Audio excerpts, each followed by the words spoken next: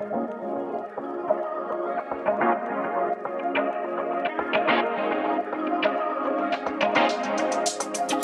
talk to me. I love the way you're on to me. Looking at you, looking like you're wondering if we're here for the same reason.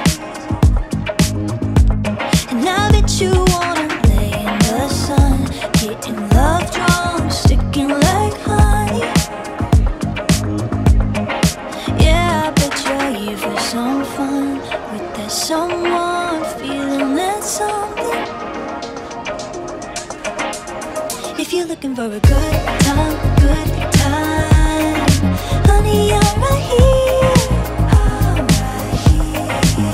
If you're looking for the good life, good vibes, honey, I'm right here. What's up guys? Nandito tayo ngayon sa High Street, BGC, Taguig City. Tatry natin yung mga pagkain dito sa Kiwami Japanese Food Hall. So meron silang iba't ibang food dito and 4 kinds of restaurant. So titingnan natin kung sulit ba at magandang services at masarap ba talaga ang pagkain dito sa Kiwami. So samahan nyo kami at tikman natin ang iba't ibang high quality Japanese food dito lang sa Kiwami Japanese Food.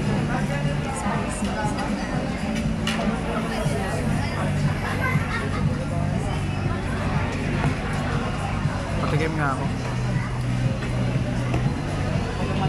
Tikman natin yung tantan na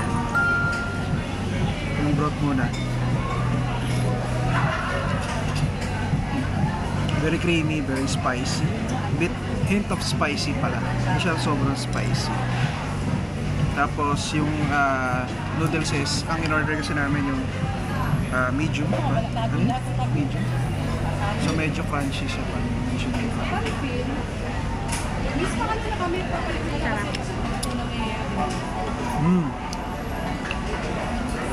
Sarap ng yung pagkakagawa ng noodles. Tsaka yung lasa ng broth talagang nanunod siya.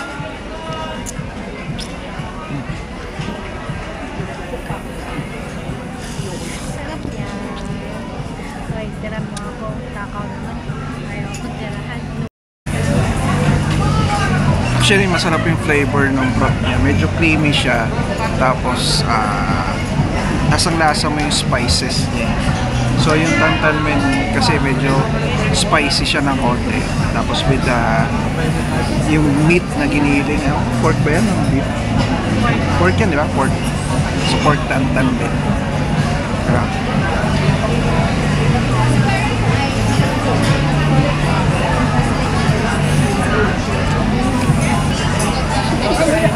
Oh, inintay na lang namin ibang orders kasi hindi siya sabay-sabay dumating. Spicy.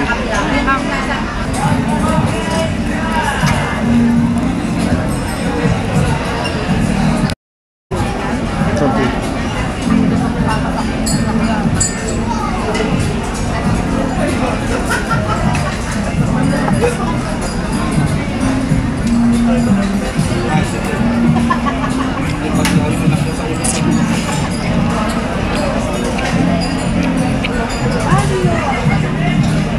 Sarap nung aroma nung sesame seeds. Nakapag-add siya ng konti sa flavor nung ramen tsaka nung broth. Nakaka-addict yung broth.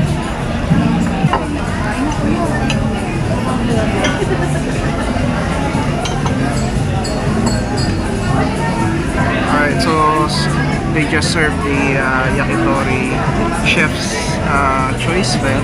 Kalimutan ko yung tawag sa menu pero meron siyang 5 different kinds of meat na kasama.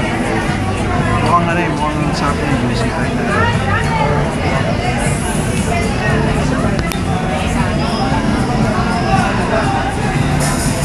Try natin to.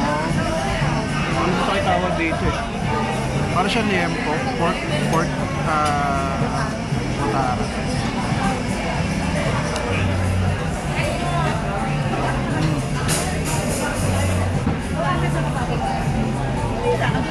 Smoky siya. Ang sarap ng pagkaka-grill niya. Very simple pero sobrang juicy. Sobrang juicy niya dahil may mga ano. You guys can see.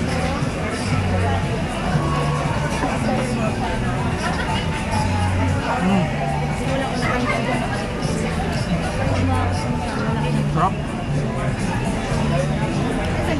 It's good. So medyo may hint ng salt siya, konting salt, tapos yung para may teriyaki sauce yata siya. And then hindi ko na alam kung ano nilagay, basta ano siya, medyo sweet siya, medyo salty, may umami flavor, may smoky flavor siya, talagang grilled siya. At kung mapapansin nyo, nasa likodan ko lang yun naglulutuan nila na ano. So doon nila ginigrill sa banda rin.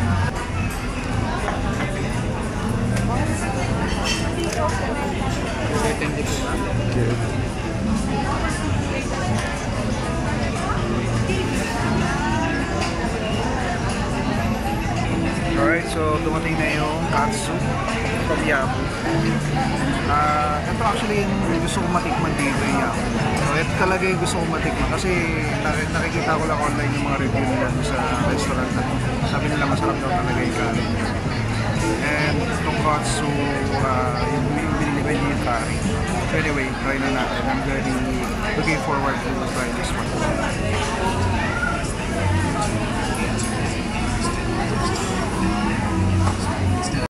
Right, so meron siyang sauce, katsu sauce.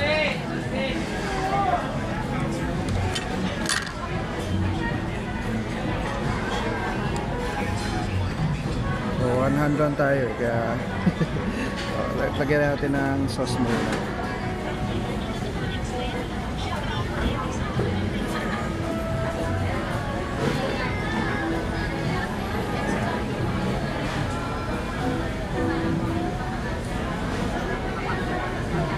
Looks so good. Ay, dalawa ko. Dalawa po. Look at that. Alright, first try, first bite.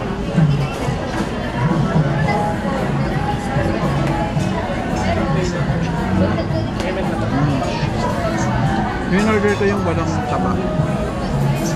Yung lean cut. Sarap ano niya. Yung breading niya.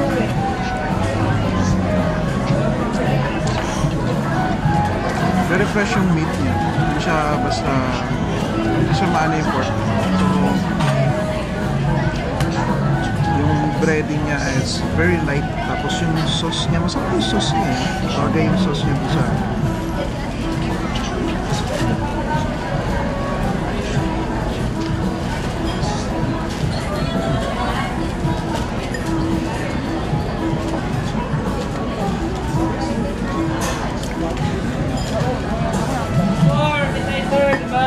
try naman yung mga ito chicken. Ikaw naman mag-try. Okay.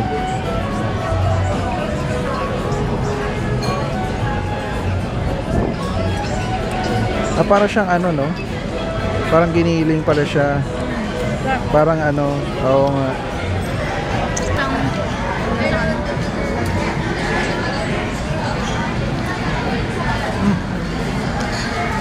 Sarap na to ah. Parang hindi siya basta chicken lang eh. Chicken to eh, pero sarap niya.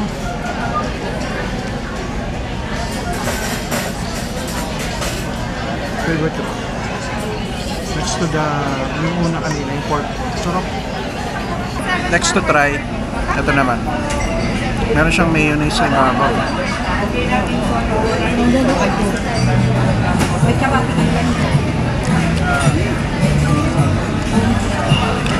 Ito medyo salty naman siya. Crispy yung chicken skin. Tapos I think mayonnaise yung nasa ibabaw. Pero pag kinain mo siya, very dry lang siya. Tapos medyo salty siya. Right. Last bite ng katsu.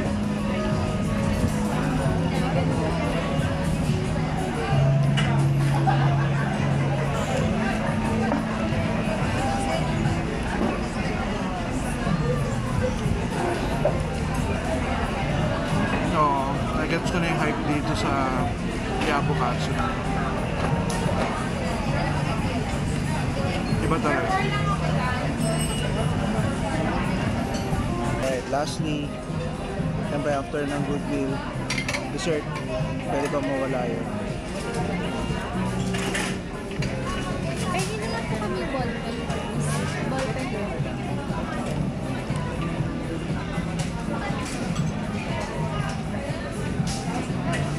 Meron siyang crunch dito. And then, vanilla ice cream. Tama-tama pantanggal lang umay. Sobrang busy nila ngayon dito is Friday kasi kaya ang daming tao.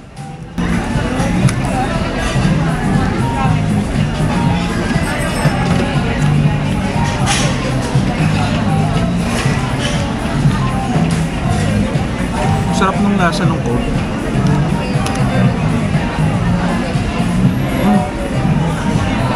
May chocolate pala sa loob. Okay.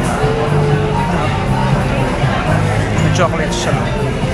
Alright, final verdict sa Kiwami, our experience there tonight. Okay naman yung food. Masarap yung pagkain as expected with the price point and the quality of the food. It's very top-notch, very competitive naman. Ano lang, medyo busy kasi ngayon kasi Friday, so medyo maraming tao sa loob.